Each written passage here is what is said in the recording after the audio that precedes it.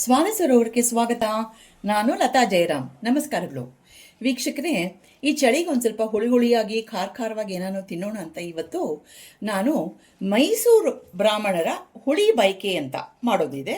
ನಮ್ಮ ಮನೆಯವರು ಮೈಸೂರದವರು, ಹಾಗಾಗಿ ಇದನ್ನು ಮೊದಲು ಬಹಳ ಮಾಡ್ತಾ ಇದ್ವಿ. ಮತ್ತು ಇತ್ತೀಚೆಗೆ ಎಲ್ಲೋ ಮರ್ತೇ ಹೋಗಿತ್ತು. ಹಾಗಾಗಿ ಮೊನ್ನೆ ನನ್ನ ನಾದಿನಿ ಮನೆಗೆ ಹೋದಾಗ ಅವ್ರು ಮಾಡಿದರು, ನೆನಪಾಯಿತು ತಕ್ಷಣ. ಹಾಗಾಗಿ ಮಾಡಿ ತೋರಿಸ್ತಾ ಇದ್ದೀನಿ. ಸುಲಭವಾಗಿ ಮಾಡ್ಕೋಬೋದು. ಹೇಗೆ ಮಾಡಬೇಕು ಅಂತ ನಾನು ನಿಮಗೆ ಪೂರ್ತಿ ಸ್ಟೆಪ್ ಬೈ ಸ್ಟೆಪ್ ತೋರಿಸ್ತೀನಿ. ನಮ್ಮ ಸ್ವಾದ ಸರ್ ಅವರ ಚಾನಲ್ ಯಾರ್ಯಾರು ನೋಡ್ತಾ ಇದ್ದೀರೋ ದಯವಿಟ್ಟು ಎಲ್ಲರೂ ಲೈಕು, ಶೇರು, ಸಬ್ಸ್ಕ್ರೈಬ್ ಮಾಡಿ ಮತ್ತು ಆ ಬೆಲ್ ಐಕಾನ್ ಪ್ರೆಸ್ ಮಾಡಿ ಆಲ್ ಅನ್ನೋ ಆಪ್ಷನ್ ಸೆಲೆಕ್ಟ್ ಮಾಡಿದ್ರೆ ನಾವು ಮಾಡೋ ಪ್ರತಿಯೊಂದು ಅಡುಗೆ ನೋಟಿಫಿಕೇಷನು ನಿಮಗೆ ಮೊದಲು ಬಂದು ತಲುಪತ್ತೆ. ಈಗ ಬೈಕೆ ನೋಡೋಣವಾ? ಹುಳಿ ಬೈಕೆ ಮೈಸೂರು ಬ್ರಾಹ್ಮಣರದ್ದು ಏನಿದೆ ಅಂತ ಬನ್ನಿ ಮಾಡೋಣ. ಮೈಸೂರು ಬ್ರಾಹ್ಮಣರ ಹುಳಿ ಬಯಕೆ ಸ್ಪೆಷಲ್ ಮಾಡೋಕ್ಕೆ ನಾ ಪ್ಯಾನಿಗೆ ಒಂದು ಅರ್ಧ ಸ್ಪೂನಷ್ಟು ಅಡುಗೆ ಎಣ್ಣೆ ಹಾಕ್ಕೊಂಡಿದ್ದೀನಿ. ಇವಾಗ ಇಲ್ಲಿ 1 ಟೀ ಸ್ಪೂನಷ್ಟು ಜೀರಿಗೆ,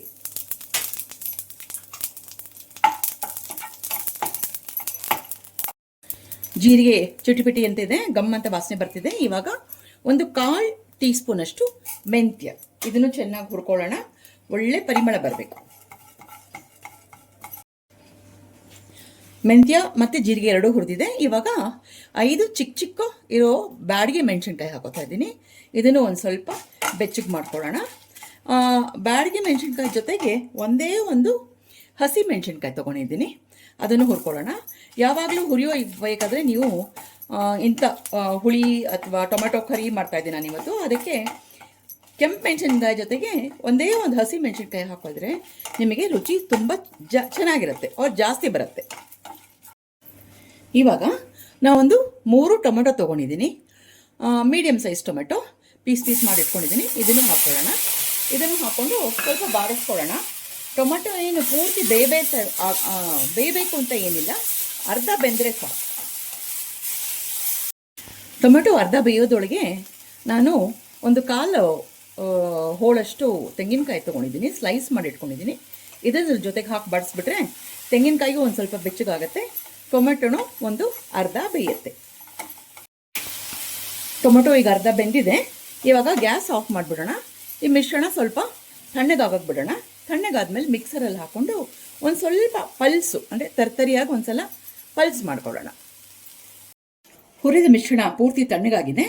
ಇವಾಗ ಇದನ್ನು ನಾನು ಪೂರ್ತಿ ಮಿಕ್ಸರ್ ಜಾರಿಗೆ ಹಾಕೊಂಡ್ಬಿಟ್ಟು ಸ್ವಲ್ಪ ಪಲ್ಸ್ ಮಾಡ್ಕೊಬಿಡ್ತೀನಿ. ನೀರು ಹಾಕಲ್ಲ, ನೀರು ಹಾಕದೆ ಹಾಗೆ ಪಲ್ಸ್ ಮಾಡ್ಕೊಳ್ಳೋಣ. ರಫ್ ಆಗಿ ಮಿಕ್ಸರಲ್ಲಿ ಗ್ರೈಂಡ್ ಮಾಡ್ಕೊಂಡಿದ್ದೀನಿ. ಇವಾಗ ಇದಕ್ಕೆ ನಾವು ಒಂದು ಸ್ವಲ್ಪ ಗಟ್ಟಿ ಹುಳಿ ಮೊಸರು ಇದೆಯಲ್ಲ, ಗಟ್ಟಿ ಮೊಸರು ಹಾಕೋತಾ ಇದ್ದೀನಿ. ಕೆಲವೊಬ್ಬರು ಇದಕ್ಕೆ ಮಜ್ಜಿಗೆ ಹಾಕೋತಾರೆ, ನಾವು ಒಂದು ಸ್ವಲ್ಪ ಗಟ್ಟಿ ಮೊಸರು ಹಾಕೋತಾ ಇದ್ದೀನಿ.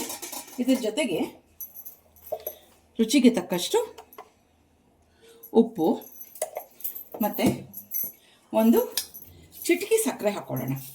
ಈ ಚಿಟಿಕೆ ಸಕ್ಕರೆ ಟೇಸ್ಟ್ ಎನ್ಹಾನ್ಸರ್. ಇವಾಗ ಇದನ್ನು ಸ್ವಲ್ಪ ತರ್ತರಿಯಾಗಿ ರುಬ್ಕೊಳ್ಳೋಣ. ಈಗ ಅದಕ್ಕೆ ಉಪ್ಪು ಸಕ್ಕರೆ ಹಾಕ್ಕೊಂಡು ರುಬ್ಕೊಂಡ್ಬಂದಿದ್ದೀನಿ. ಈಗ ಅದನ್ನು ಮತ್ತೆ ಪ್ಯಾನಿಗೆ ಹಾಕಿ ಒಂದು ಸ್ವಲ್ಪ ಬಿಸಿ ಮಾಡೋಣ. ಇವಾಗ ಪ್ಯಾನಲ್ಲಿ ಒಂದು ಅರ್ಧ ಟೀ ಸ್ಪೂನಷ್ಟು ಎಣ್ಣೆ ಹಾಕ್ಕೊಂಡಿದ್ದೀನಿ. ಈಗ ಸ್ವಲ್ಪ ಒಗ್ಗರಣೆ ಹಾಕ್ಕೊಂಡ್ಬಿಡೋಣ. ಅದಕ್ಕೆ ಒಂದು ಅರ್ಧ ಟೀ ಸ್ಪೂನಷ್ಟು ಸಾಸಿವೆ, ಒಂದು ಸ್ವಲ್ಪ ಜೀರಿಗೆ, ಒಂದು 2 ಕಾಳಷ್ಟು ಮೆಂತ್ಯ, 2 ಕಾಳಷ್ಟು ಮೆಂತ್ಯ,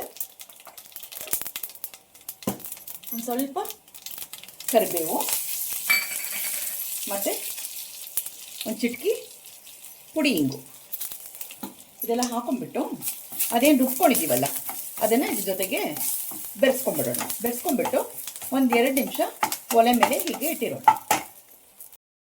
ಇದು ಬೆರೆಸ್ಬಿಡೋಣ.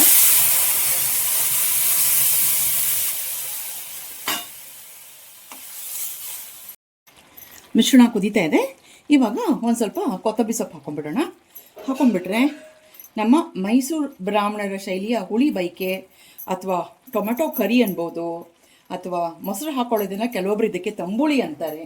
ನೀವು ಯಾವ ಹೆಸರು ಬೇಕಾದರೂ ಕೊಡ್ಬೋದು, ಚೆನ್ನಾಗಿರುತ್ತೆ. ಇದೊಂದು ಸ್ವಲ್ಪ ಗಟ್ಟಿಯಾಗಿದ್ದನ್ನೇ ಚೆನ್ನಾಗಿರುತ್ತೆ, ಯಾಕಂದರೆ ಇದು ಅನ್ನದ ಜೊತೆ ಕಲ್ಸ್ಕೊಂಡು ತಿನ್ನೋಕ್ಕೂ ಚೆನ್ನಾಗಿರುತ್ತೆ, ಮತ್ತು ಮುದ್ದೆ ಜೊತೆಗಂತೂ ತುಂಬ ಚೆನ್ನಾಗಿರುತ್ತೆ. ನೀವು ಯಾರು ಮುದ್ದೆ ಜೊತೆಗೆ ಇದನ್ನು ತಿಂದಿಲ್ಲ ಅಂದರೆ ದಯವಿಟ್ಟು ಟ್ರೈ ಮಾಡಿ ನೋಡಿ, ಖಂಡಿತ ನಿಮಗೆ ಇದು ಇಷ್ಟ ಆಗುತ್ತೆ. ಇಷ್ಟು ಹೇಳಿ ನನ್ನ ಈ ವಿಡಿಯೋನ ಮುಗಿಸ್ತೀನಿ. ಸೊ ಮೈಸೂರು ಬ್ರಾಹ್ಮಣರ ಶೈಲಿಯ ಹುಳಿ ಬೈಕೆ ಮಾಡಿದ್ದೇನೆ. ನೋಡಿ ನೀವು ಹೇಗೆ ಬಂತು ಅಂತ ನಮಗೆ ತಿಳಿಸಿ ಮತ್ತೆ. ಸೊ ಮುಂದಿನ ವಿಡಿಯೋ ಸಿಗೋಣ. ಅಷ್ಟವರೆಗೂ ನಮಸ್ಕಾರಗಳು.